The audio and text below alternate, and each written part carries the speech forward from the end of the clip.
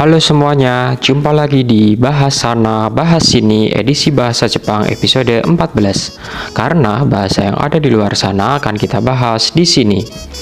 Di episode 14 ini, kita mengulang kembali pembahasan tentang huruf hiragana yang sudah pernah kami bahas di episode 1. Video ini kami buat untuk melengkapi video episode 1. Silahkan disimak ya. Apa itu hiragana? Hiragana merupakan salah satu dari 3 sistem aksara yang digunakan oleh bahasa Jepang. Fungsi hiragana antara lain adalah 1. Menulis kata-kata Jepang yang tidak memiliki kanji atau yang bentuk kanjinya kuno atau sulit. 2. Menulis partikel dan fungsi-fungsi tata bahasa lainnya. 3. Menulis bantuan pelafalan kanji atau furigana. 4. Menulis sufiks dari kanji atau okurigana. 5. Memberikan kesan informal atau ramah. Ini adalah Goju Onzu, tabel 50 bunyi hiragana. Meski tidak benar-benar berjumlah 50, semua karakter di sini merupakan kombinasi bunyi yang paling dasar dalam bahasa Jepang dan wajib dihafalkan apabila kita ingin membaca atau menulis bahasa Jepang. Namun, ada pengecualian untuk karakter wi dan we, karena mereka tidak dipakai dalam bahasa Jepang modern. Kalian tidak perlu menghafalkannya, hanya saja terkadang karakter ini muncul dalam nama orang, nama tempat, dan literatur sebelum tahun 1945. Jadi, tidak ada salahnya jika kalian tahu bentuk mereka. Apabila kalian menemukan dua karakter ini, mereka seharusnya dilafalkan masing-masing sebagai I dan E. Bunyi-bunyi dari tabel tadi bisa dijadikan lebih banyak bunyi lain. Salah satu caranya adalah dengan menambahkan diakritik dakuteng yang bentuknya seperti tanda kutip dan handakuteng yang lingkaran kecil. Seperti yang kalian lihat, tidak semua karakter bisa ditambahkan dakuteng dan hanya kelompok hiragana H yang bisa diberi handakuteng. Nah, yang dilakukan oleh diakritik-diakritik ini adalah mengubah bunyi konsonan yang tidak bersuara menjadi pasangannya yang bersuara. Maksudnya bagaimana? Coba kalian lafalkan huruf T sambil memegang leher kalian.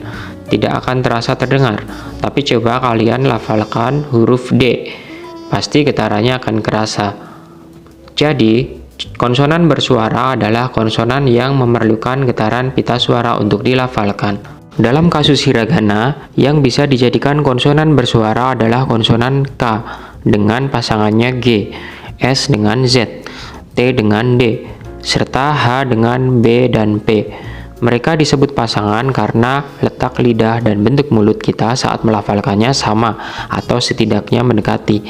Satu lagi, perhatikan kalau ada sedikit keunikan pada bunyi shi dan ji yang menjadi ji serta tsu menjadi z. Satu cara lagi untuk mengubah bunyi-bunyi dasar hiragana adalah dengan palatalisasi atau simpelnya dengan menggabungkan sebuah bunyi bersama bunyi ya, yo, atau yu yang ditulis kecil. Misalnya seperti kya, shu, nyo, bio, dan lain-lain. Semua kombinasi yang dapat dibentuk ada pada tabel ini. Seperti dakuteng, tidak semua bunyi bisa digabungkan. Dan sedikit catatan, hati-hati dalam melafalkan bunyi-bunyi gabungan. Jangan sampai diucapkan terpisah, seperti sho dilafalkan shiyo, karena kemungkinan besar mengubah arti dan membingungkan pendengar. Dalam bahasa Jepang, ada konsep di mana sebuah huruf konsonan atau vokal pada sebuah kata harus dipanjangkan 2 kali lipat. Untuk huruf vokal, tidak ada simbol spesial untuk menandakannya, kecuali dalam kata kana. Hanya perlu dilihat apakah sebuah bunyi diikuti oleh bunyi vokal lagi atau tidak. Tetapi untuk konsonan, perlu ditandai dengan tsu kecil sebelum konsonan yang mau dipanjangkan. Contohnya, byoin, rumah sakit, kokosei, siswa SMA, kissaten, kafe, moto, lebih, gakko, sekolah. Sudah tahu kan aturan-aturan dari hiragana? Kalau gitu, ayo berlatih hiragana dengan menulisnya sambil mengikuti animasi guratan berikut ini ya. Selamat belajar.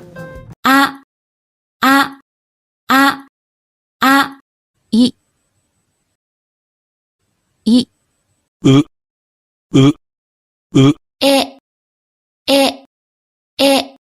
お、お、お、か、か、か、き、き、き、く、く、く、け、け、こ、こ、こ、さ、さ、さ、し、し、す、す、す、せ、せ、そ、そ、た、た、ち、ち、ち、つ、つ、て、て、て、と、と、と、な、な、に、に、ぬ、ぬ、ぬ、ぬ、ね、